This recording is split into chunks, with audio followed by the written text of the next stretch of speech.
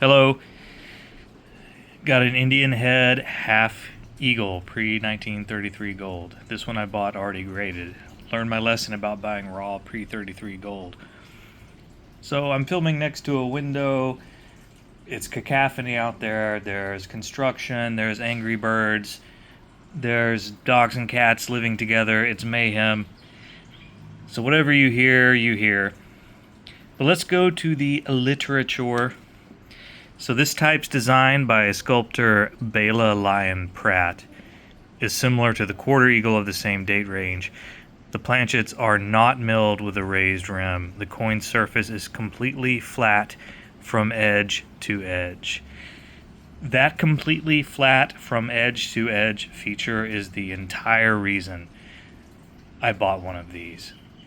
That is the most appealing aspect of this coin to me. Let's get in on there.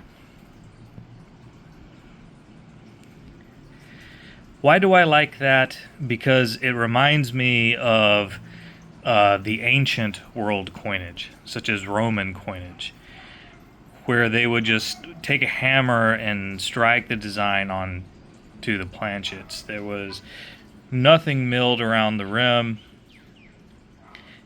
And I think from an engraver standpoint, the entire reason they did that for this one was an homage to early coinsmithing. And this being the only coin in U.S. coinage history that does this, that's what made it appealing to me. It's still reeded on the edge, which is a modern thing, but remember, that's necessary. That's kind of a modern, or one of the early modern anti-tampering, anti-counterfeiting devices, because when you read the edge, you can tell if someone has tried to shave off the sides. And back in the pre-33 days when these coins were made of gold, of course, that was a concern. People would try to scrape things off the edge and shave off those little bits of pure gold, or 22 karat gold in this case. Now, of course, they could scrape it off and reread it, but it was harder. It was easier to detect.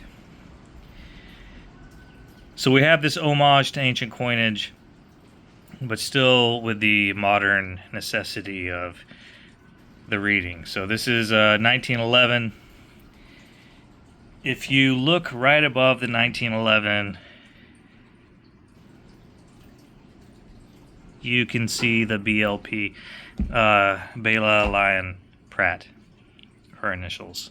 If I zoom in, it'll probably mess up. Yep, the BLP right above the 1911. Beautiful. It's also engraved in kind of a curious way. It's almost like a reverse engraving. A lot of unique things about these Indian head half eagles and eagles, which made it extremely appealing to me. I think it's kind of a gotta have for collection. Here's the eagle. Eagle's looking kind of like a duck. The eagle's gone through a lot of metamorphoses over U.S. coinage. So let me use a pen or a stylus. So eagle standing atop this bundle. So if it had a mint mark, it would be just to the left of the tip here.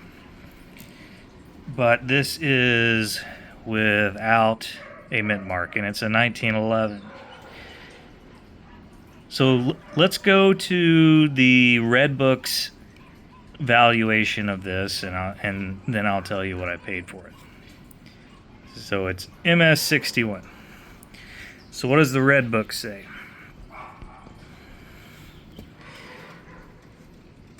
For a 1911 no mint mark,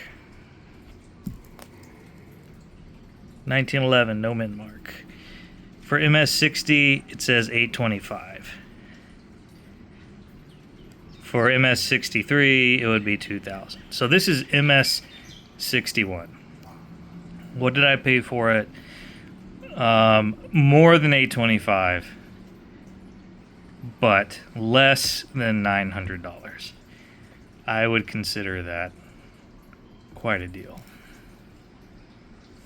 Let's take one last up-close look at it. The very unique engraving style.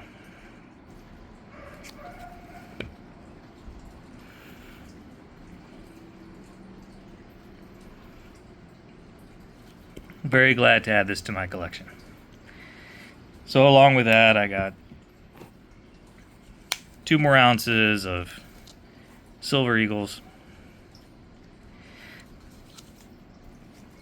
Silver is not my focus, but every time I buy any type of coin, whether it be like gold bullion or a numismatic piece, I always add to my order or my purchase in the shop at least a few or a couple Silver Eagles.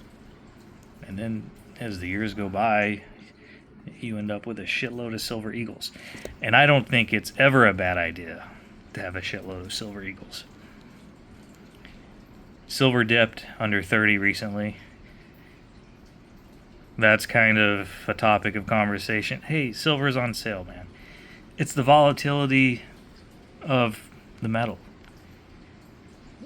We all knew metals was volatile. Should have known that before we ever got into the game. So if the sub 30 dip on silver is causing you panic, relax. Buy the dip. All right, that's it. Let's let the Indian head have the last word. Thanks for watching. Cheerio.